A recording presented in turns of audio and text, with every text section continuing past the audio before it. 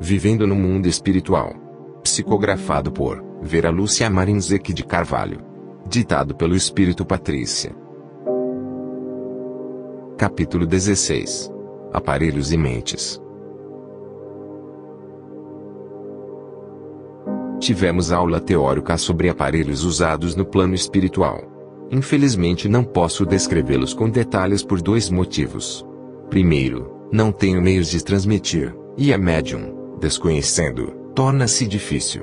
Segundo, não tive autorização do plano superior para descrevê-los com minudência, porque esse relato, sendo público, poderá ser lido também por maus. No plano espiritual há muitos aparelhos. Todos lindos e úteis. Já conhecíamos todos, muitos deles usamos nas excursões e na vida diária na colônia. Nenhum polui, nem ocasiona acidentes. Acidentes não acontecem por aqui.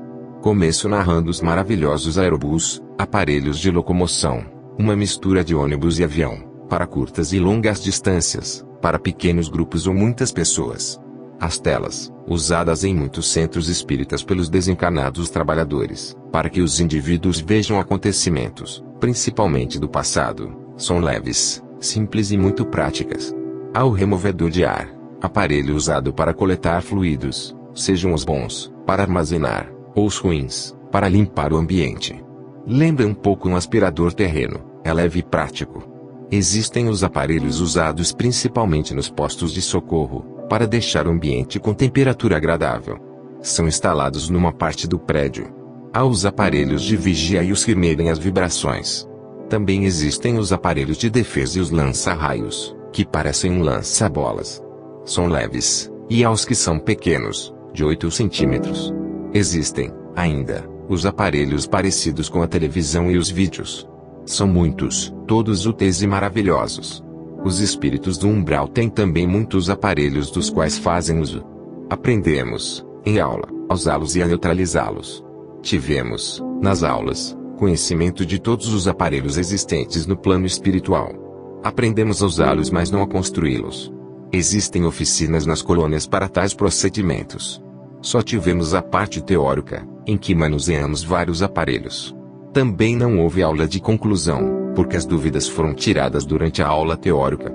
Conversamos muito, trocando ideias. Narrei aos colegas um fato do meu conhecimento. O centro espírita que frequentei, quando encarnada, recebeu, por certo período, a ajuda de um grupo de espíritos sediados no local chamado Colina. São todos orientais, Flor Azul faz parte desse grupo. Todos esses espíritos são encantadores, assim como Flor Azul. Dentre eles, há um médico especial de nome Taxá. É exímio construtor de aparelhos, mas o mais impressionante é a sua maneira de curar seus doentes. Com alegria, graça, bondade contagiante, envolve seus pacientes num canto manso e harmonioso, enquanto lhes recupera o perispírito. O resultado é surpreendente. Depois que desencarnei, indaguei a Maurício, amigo médico que trabalhou com essa equipe, o porquê de ele ter tanta facilidade e rapidez para curar. Disse-me que, enquanto ele, Maurício, curava o doente de fora para dentro, Taxá envolvia o paciente pela música, fazendo com que iniciasse sua própria mudança interior, ajudando-se. Enquanto nós, dizia Maurício, com a nossa maneira fazemos tudo sozinhos, ele faz o próprio doente recuperar-se, daí sua habilidade. Esses aparelhos foram descritos no livro Violetas na Janela. Em seguida, tivemos uma aula sobre a influência da mente. Sabemos bem que se pode influenciar e que podemos ser influenciados tanto para o bem como para o mal. Mentes perversas podem prejudicar outras, desencarnados a desencarnados, desencarnados a encarnados, e encarnados a encarnados. Vocês devem, sempre que possível, influenciar, tentar transmitir aos outros pensamentos bons, de alegria, paz e amor, disse Frederico. A mente tem muita força. Mentes treinadas fazem muito. Vimos em filmes várias formas de usar a mente, para o bem e para o mal. Com a mente, pode-se criar, plasmar objetos. Tentamos plasmar algo. Foi uma alegria. Certamente, necessita-se de muito estudo, treino e domínio da mente para fazer isso. Ajudados pelos 3 instrutores, conseguimos plasmar 3 rosas, que logo desapareceram. 2 foram cor-de-rosa e a terceira, metade vermelha, metade amarela. Rimos muito. Flor Azul, convidado a participar da aula e a nos dar demonstração, sorriu e não se fez de rogado. Tranquilo, sentou-se cruzando as pernas como slogues, mentalizou por minutos, e uma caixinha marrom surgiu. Uma espécie de porta-joias.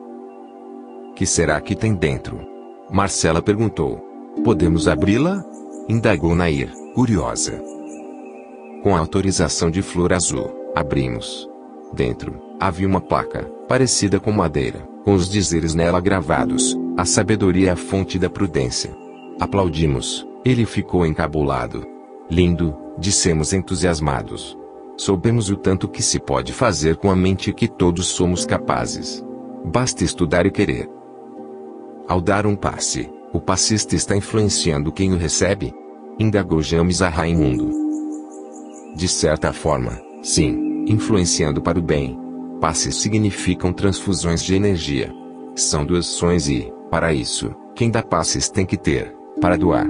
Nos centros espíritas ou com pessoas boas que benzem, ou com quem dá passes, há sempre desencarnados bons que ajudam nessas doações. Passes são úteis? Indagou Glória. Sim, e muito.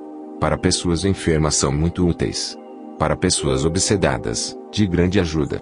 Para os médiuns que não trabalham com sua mediunidade, é como tomar comprimido para dor de cabeça, corta-se por determinado tempo o efeito, mas não se elimina a causa. O passe deve ser encarado como um remédio poderoso e, como todos os remédios, não deve ter abusos. Não é certo acostumar-se com passes e tornar-se um papa-passes e tomá-los por tomar. Já escutei sobre os passes que, se bem não fizerem, mal não fazem, disse Rosália. É errado. Só faz bem. Não devemos menosprezar assim algo tão útil e tão sério, que exige tanto do passista. Passe é algo maravilhoso. Tanto que os espíritas conscientes fazem cursos, estudam, para praticar tal evento. E deveria ser mais valorizado. Aprendemos a dar passes, antes de visitar o hospital da colônia, e isso na primeira aula. É simples, mas necessitamos estar bem conscientes de que estamos transmitindo o que temos. Nós, desencarnados, podemos dar passes em encarnados, que não vão receber como o de um médium, porque não temos fluidos materiais, mas sempre são de grande ajuda. Aprendemos a fluir água. Em centros espíritas, para os frequentadores em geral ela é só energizada. Os encarnados sempre devem deixar água limpa para isso. Sempre que se encontram impurezas, devem ser neutralizadas. Existe a água separada para certas pessoas onde são colocados os remédios de que necessitam. Sempre quem faz isso é a equipe médica, mas como normalmente muitos necessitam de ajuda, aprendemos para ser úteis. Essas aulas, embora curtas, foram de grande proveito.